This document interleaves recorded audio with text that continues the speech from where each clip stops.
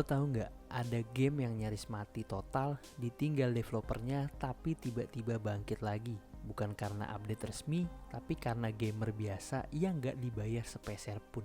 Mereka disebut modder. Dan tanpa mereka, mungkin lo nggak akan pernah main game ini hari ini. Bayangin lo beli game baru yang lo tunggu-tunggu selama bertahun-tahun. Trailernya keren, hype-nya gila-gilaan, tapi pas rilis, isinya bug, performa berantakan, dan gameplaynya bikin nyesel beli. Rasanya kayak di prank sama developer. Banyak game gagal yang bangkit dari momen ini, tapi ada juga yang justru lahir kembali. Bukan karena update resmi, tapi karena tangan-tangan kreatif dari orang-orang yang gak dibayar sepeser pun, alias modder. Kita mulai dari contoh yang paling terkenal, The Elder Scrolls 5 Skyrim. Saat rilis di 2011, Skyrim memang besar dan ambisius. Tapi bugnya udah kebanyakan. Mungkin bagian dari gameplaynya. Karakter terbang, naga terbalik, misi gak bisa dilanjutin. Bethesda memang sering ngeluarin patch, tapi gak cukup untuk menutup itu semua. Disinilah modder masuk, dari fix bug sampai mod grafis yang bikin Skyrim kayak game baru. Bahkan mod kayak Sky UI dan Unofficial Patch dianggap wajib dipasang. Tanpa modder, mungkin Skyrim gak bakal bertahan selama ini.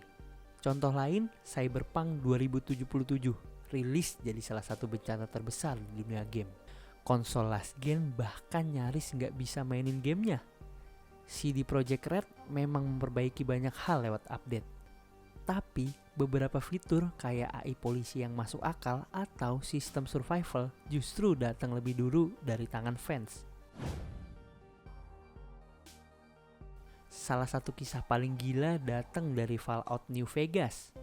Waktu rilis, game ini udah punya cerita yang luar biasa, tapi dipenuhi bug dan crash yang bikin frustasi.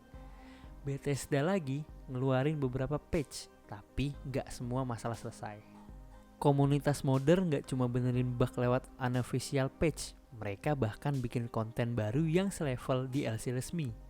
Mod seperti Project Nevada atau Tale of Town Wasteland berhasil memperluas gameplay sampai berkali-kali lipat dari versi aslinya. Banyak pemain bilang main Fallout New Vegas tanpa mod itu kayak nonton film, tapi setengah scene-nya hilang. Ada juga contoh di dunia game online, yaitu Mount and Blade Warband. Game ini sebenarnya sederhana, tapi komunitas modder mengubahnya jadi sesuatu yang benar-benar luar biasa. Banyak mod yang bawa pengalaman baru yang bikin player betah bertahun-tahun. Bahkan beberapa mod populer akhirnya diakui resmi dan dijual sebagai DLC. Artinya developer sadar mereka belajar dari komunitasnya sendiri. Gak semua game beruntung punya developer yang peduli. Ada yang benar-benar ditinggalkan, tapi tetap hidup berkat komunitas. Contohnya Vampire The Masquerade Bloodlines. Game ini mati saat rilis karena penuh bug dan gak ada dukungan. Tapi fans setia bikin patch unofficial yang terus diperbarui selama hampir 2 dekade. Sekarang game itu punya status cult classic. Yang bikin kagum, para modder ini gak dapet bayaran resmi. Mereka melakukannya karena cinta sama gamenya. Kadang modder justru bikin fitur yang developer sendiri gak pernah kepikiran. Dari grafis ultra realistis, quest baru, sampai sistem gameplay yang bikin game berasa dirilis ulang.